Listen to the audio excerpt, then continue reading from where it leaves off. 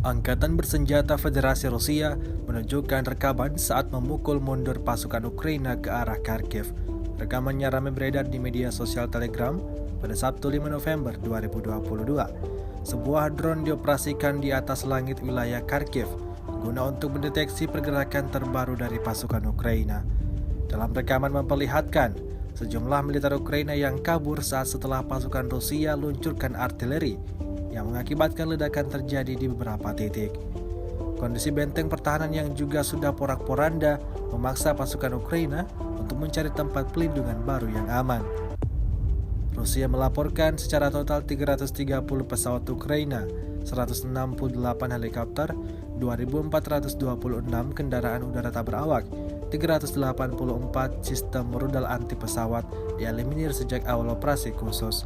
Sementara itu dari kubu Kiev, Kementerian Pertahanan Ukraina melaporkan 840 tentara Rusia dieliminir dalam 24 jam terakhir. Sebanyak 74.840 prajurit Federasi Rusia meninggal sejak awal konflik hingga hari ke-254.